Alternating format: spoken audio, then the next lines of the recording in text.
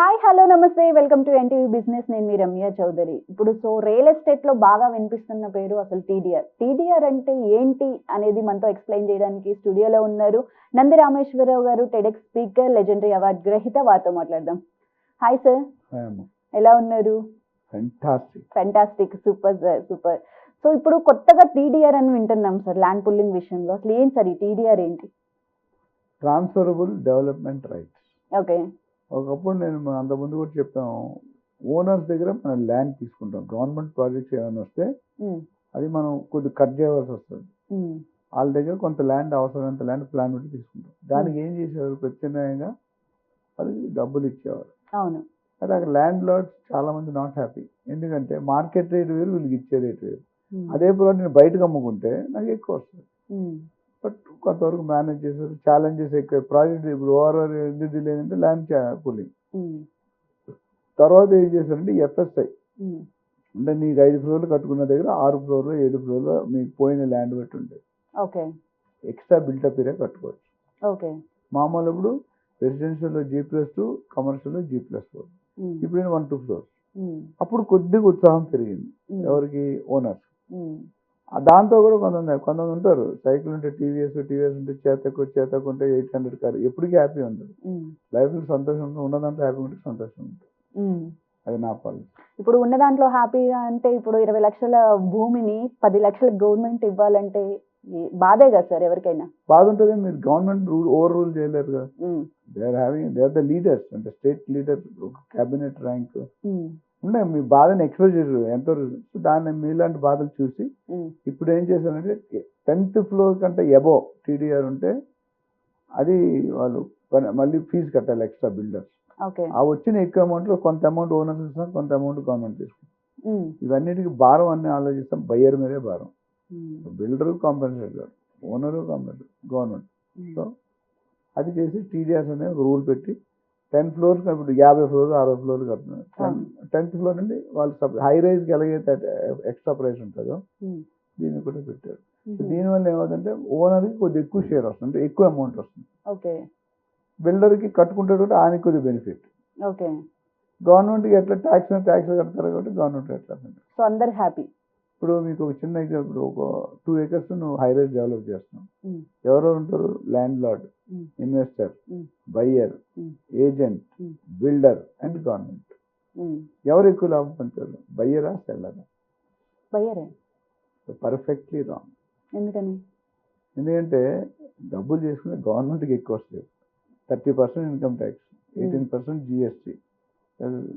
ఈ ట్యాక్స్ మనం ల్యాండ్ కొనుక్కొని రిజిస్ట్రేషన్ డబ్బులు కట్టాలి. కొన్న తర్వాత ప్లాన్ అప్రూవల్ చేయడానికి మళ్ళీ డబ్బులు కట్టాలి.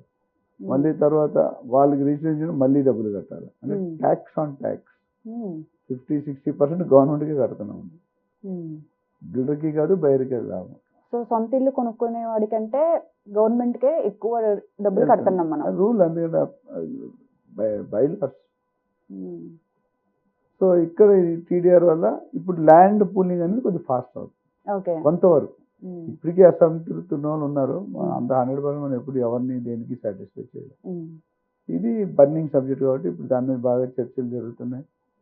సో హై రైజ్ ఇప్పుడు గవర్నమెంట్లో మన ఏపీ, మన తెలంగాణ గవర్నమెంట్ బెనిఫిట్ ఏంటంటే లిమిటేషన్ పెట్టలేదు.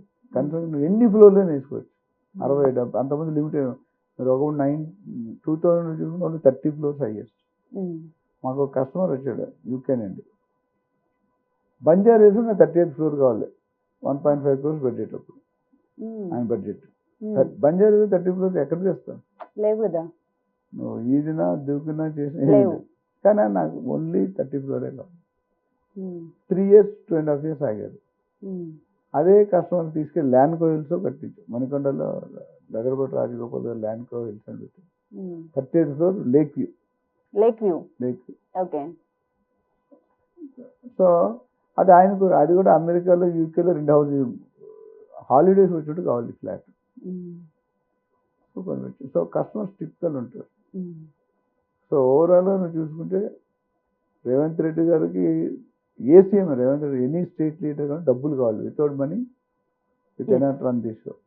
ఒకప్పుడు మనం చిన్నప్పుడు మీరు పుట్టిన అగ్రికల్చర్ మీద బతికేవాళ్ళు మన పేరెంట్స్.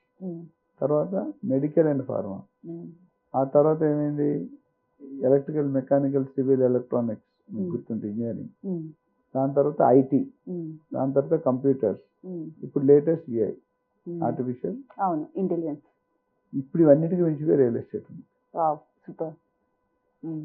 డబ్బులు కావాలి అతి తక్కువ టైం అంటే the only solution real estate. ఎందుకంటే రియల్ ఎస్టేట్ వచ్చినంత వేగంగా ఏ డిపార్ట్మెంట్ కావు. ఎందుకంటే బయింగ్ కెపాసిటీ ఎస్ఆర్ఓ ఎన్ని నెల నెలకి 6,000 7,000 ట్రాన్సాక్షన్, మన జనవరి ఫిబ్రవరి మార్చి త్రైమాసిక ఎవ్రీ మంత్ పెరుగుతూనే వచ్చింది. 30, 40, 50,000 crores ఇన్కమ్ అందరికీ ఇల్లు కావాలి కదా. ప్లస్ 100-150 కిలోమీటర్ అటు వికారాబాద్ కానీ, ఇటు జడ్చర్ల కానీ, అక్కడ నిమ్స్ ఫ్యాక్టరీ ఇండస్ట్రియల్ ఏరియా కానీ, యాదగిరి అటు కానీ, Warangal highway, Sagar highway, Vijayawada highway, Kompally highway అన్నీ కూడా ఎక్కడా నువ్వు కొనలేవు. కాకపోతే వెస్ట్ జోన్లో కొద్దిగా ఎక్కువ ఉన్నాయి, బెంగళూరు ముంబై కొద్దిగా ఫాస్ట్ ఉంది. సో కొనుక్కునేటప్పుడు గ్రోత్ కారిడార్లో కొనుక్కుంటే మంచిది. అంటే between ORR and triple R. Right. That's going to be big subject. మరొక ఎపిసోడ్లో మరొక continue. Sure, sir. Right. Thank you, sir. Thank you. It was really nice talking to you. Thank you. Thank you, అమ్మా.